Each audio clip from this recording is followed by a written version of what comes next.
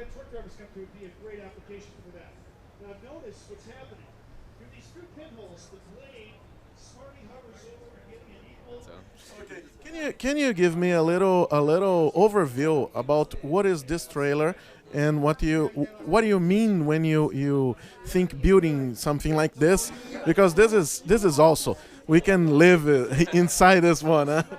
So it's interesting that you say you can live inside of it, because actually this vehicle is the largest land vehicle in America, and this vehicle itself, the base model of this vehicle was built for movie stars when they're on location.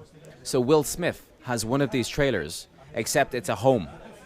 And so we saw that, and we thought about the idea of being able to bring basically a trade show to each one of our customers. And we visit our 300 biggest customers in the Americas with this vehicle. We park in front of their parking lot, and there's 200 technology demos with our technology in it in this vehicle.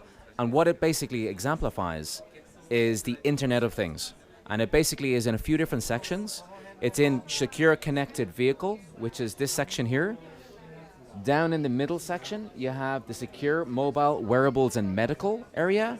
And then on the left-hand side, you have Smart Cities and Smart Buildings. And what you also have here is you have a lot of activity that we're doing with startup companies, like with Kickstarter and Indiegogo, and the fact that we're starting up different, really supporting them getting funded in those different startup companies, as well as really a lot of the innovation and communities that we're working with. Upstairs is a completely smart home. So we have a smart kitchen and a full smart home where there is a bed, so maybe you can't sleep there, but you basically have that. And the third floor is basically an open area that you can actually stand up and see a large, nice views.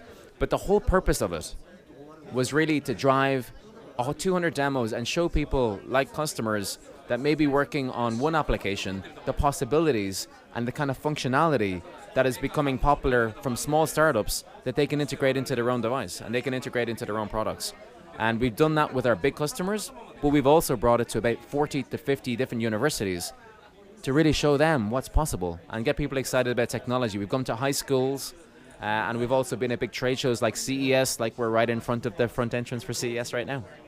Yeah, I believe that's the best place on CES right now, okay? For us that love Internet of Things and this hardware device, that's the best place.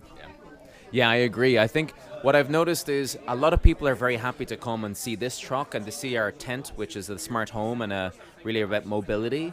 And the reason they like to come to a semiconductor vendor like NXP's tent and the truck is because if you go to Samsung's tent, they've got amazing technology, but it's very focused on TVs and phones.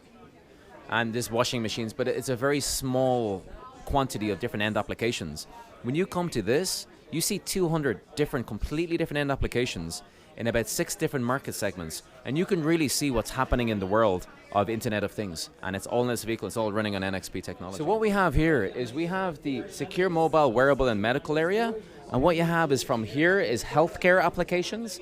So everything from blood pressure monitors, all the way to really blood pressure monitors again, pulse oximetry, and then it goes all the way. If you look at this device, is basically EKGs, and look how portable. It's still big, but it's a portable device. And considering what you have in hospitals now, where you need to walk around with a screen, and our technology powers all of the graphical interfaces and the data of this.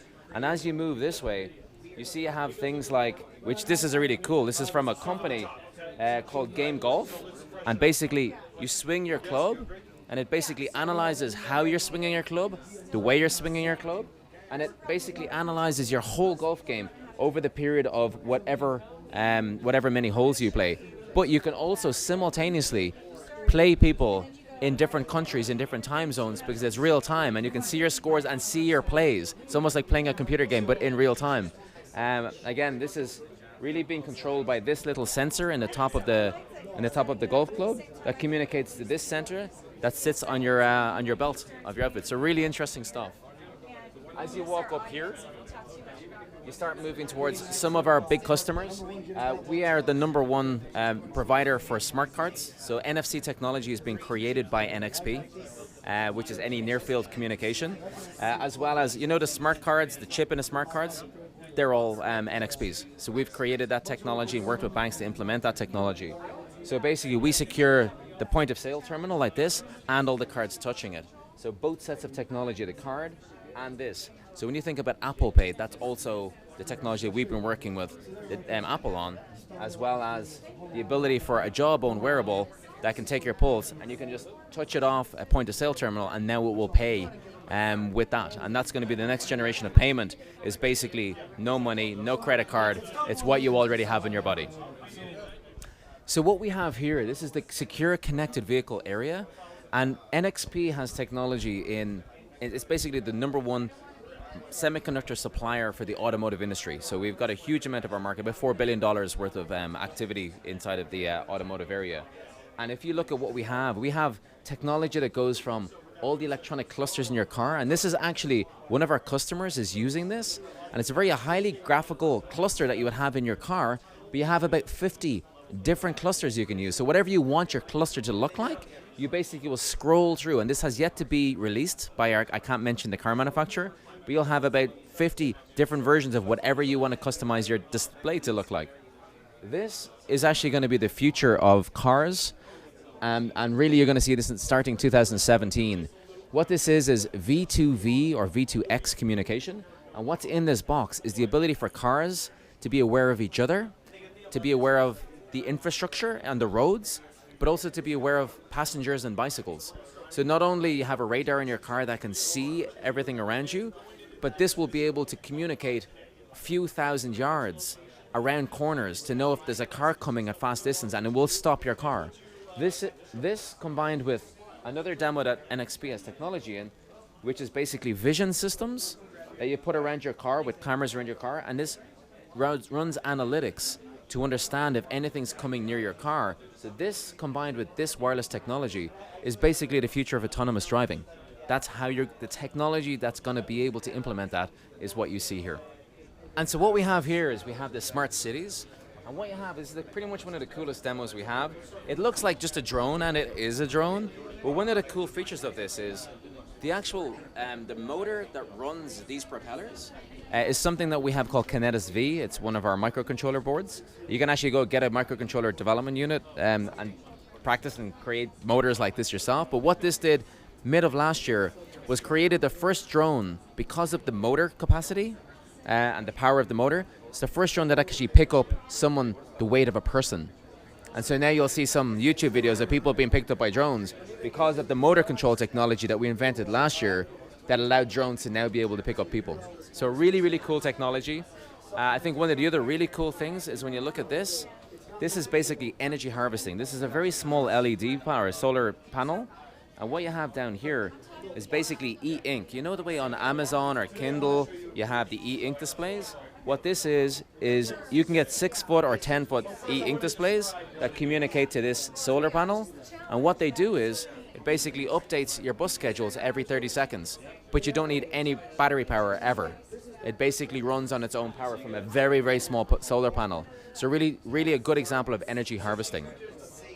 So this is the startup and communities area, and this is one of our most popular areas, because what we have here is we have Kickstarter companies as well as Indiegogo companies, and we actually work with them to release their products here in this area. What we also do is help them get funded. So we funded about 15 to 20. We didn't pay them the money, we didn't fund themselves, but we helped them get funded through promotion in this vehicle. And that's really what all of these products are products that are basically being released right now and trying to get funded. And what you have behind it are all of our community boards. And this is, if you kind of think of, it's very similar to Arduino boards or Beagle boards. And basically what we have is like a WAN board, which is a completely open source application processor using an IMX processor from us. It's basically a very high performance 2 gigahertz multi-core processor that basically allows you for, I think it's $69, to be able to program and have freely available software. There's a few 100,000 people in the community providing free software to really be able to prototype and create cool applications. The other thing I'll mention is the Q-Box. And this is basically a Q-Box that's running on a 4-core, 2.4 gigahertz processors. And it's a Cortex A9. And what you have is it's actually a mini computer. You have the capability of having a HDMI, multiple different USB, Ethernet outputs. And this is basically a mini computer. This is the same kind of power you're going to get from a mini Apple kind of computer inside of this little box. And that's one. How much does it cost? I believe, please don't quote me, I believe this is about $99. So it's really cheap. And it's really open source as well, so people can go in and actually play with it and write code for it. It's not a closed system, so it's really, really cool application. And I think some of the other cool things is the Teensy board. We've been working with Teensy really to be able to kind of build compatible boards with Arduino. And so basically what this has been able to take is taken really the ability to have Kinetis running it, which is our microcontroller, and it's just a very low, you can have audio performance, you can run applications on it, and it's basically a very, I would say, modern microcontroller, as well as a lot of functionality, low power functionality with audio that you can plug into the Arduino so that you can prototype pretty easily with that as well.